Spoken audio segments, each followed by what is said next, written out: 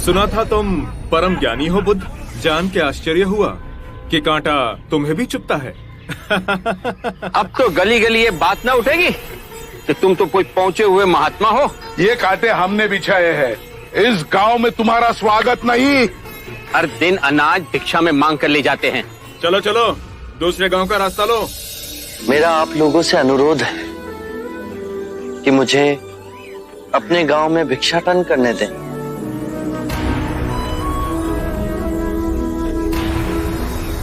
ठीक है, भिक्षा चाहिए तो दे अपने रक्त की आहुति।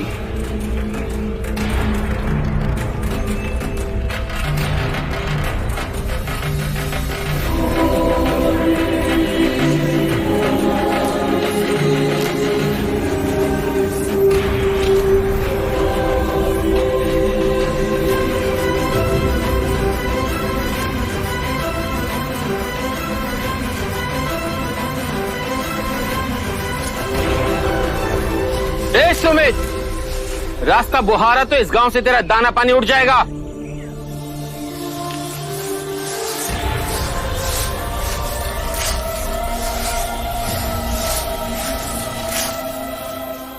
आप गांव में प्रवेश कीजिए। इन मुट्ठी भर लोगों से कई अधिक लोग आपको भिक्षा देने के लिए आतुर हैं।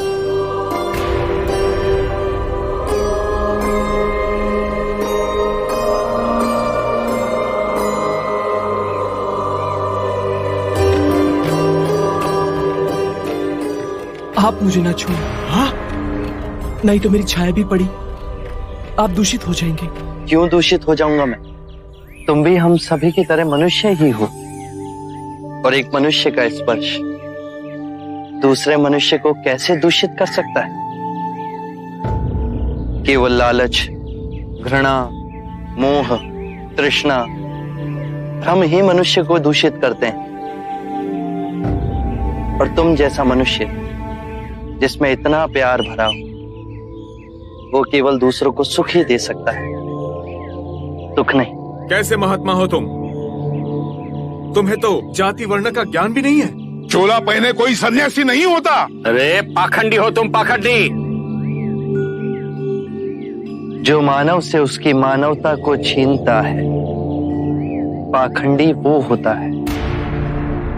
यदि मुझे पाखंडी कहे आप सभी को संतोष मिलता है तो ये उचित है, परंतु इस मनुष्य में भी हमारी तरह प्राण बसे। इसे नीचा कहे, इसका तिरस्कार करना सबसे बड़ा पाखंड है। यदि जानते नहीं हो तो मैं बता दूं, ये धर्मशास्त्र है। पाखंड कैसे हुआ?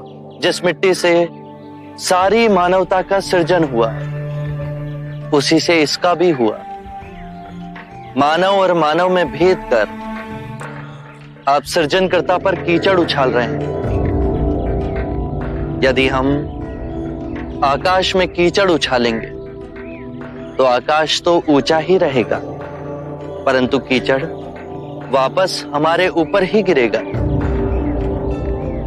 आकाश ने तो भेद नहीं किया, वो हम सभी को एक पिता समान ढके हुए है। ये धरती धान उपजती है, इसने हमारे साथ भेदभाव नहीं किया। ये हवा हम सभी के लिए समान बहती है। पानी हर प्यासे की तृष्णा को बुझाता है। जब प्रकृति भेदभाव नहीं करती तो हम मनुष्य में भेदभाव क्यों करते हैं? यदि ऐसा है तो इससे संघ में भिक्षु क्यों नहीं बनाते? बहुत अच्छा सुझाव दिया आपने। सुनीत, क्या तुम भिक्षु बनना चाहोगे?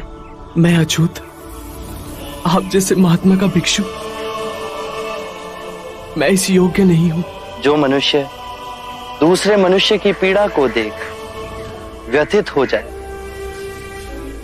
उससे उत्तम कोई दूसरा नहीं। मैं बुद्ध स्वागत करता हूं सुनीत का हमारे भिक्षु संघ में।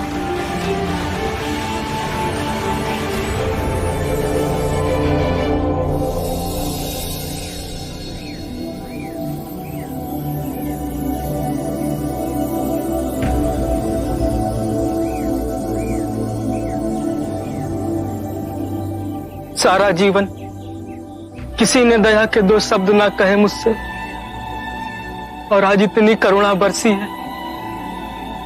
पहली बार ऐसा लग रहा है कि मैं भी मनुष्य हूं, पर जो मैं कर रहा हूं यह अधर्म तो नहीं? जो अधर्म आज तक हुआ वो अब नहीं होगा। हर मनुष्य में चेतना का द्वार है, बस उसे ही अपनी संभावना को पाना है, अपनी गरिमा पे पुनः लौटना है। मेरा मार्ग प्रेम का है, तो वहां सबका सत्कार है। गंगा, यमुना, ऐरावती, सरयू, माही, ये सब नदियां हैं, और ये सब अंत में वह सागर में मिल जाती हैं। वहां उनका ना भेद होता है, ना ही नाम। उसी प्रकार जिस भी मनुष्य ने अपना गृह त्याग कर सत्य के पथ पर चलने का निश्चय किया, चाहे वो ब्राह्मण हो या क्षत्रिय, वैश्य या शूद्र ही क्यों ना हो, उसी महासागर में विलीन हो जाते हैं।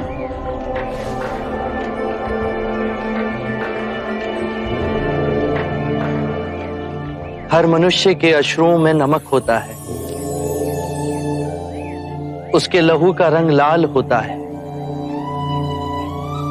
ये भेद मनुष्य ने मनुष्य को उत्प्रेरित करने के लिए बनाए हैं। आज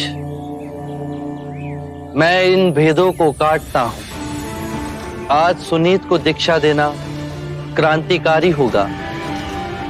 हम पर बहुत से संकट आएंगे, हमें और तिरस्कृत किया जाएगा, पर सत्य आने वाली आंधी के सामने अडिग रहेगा।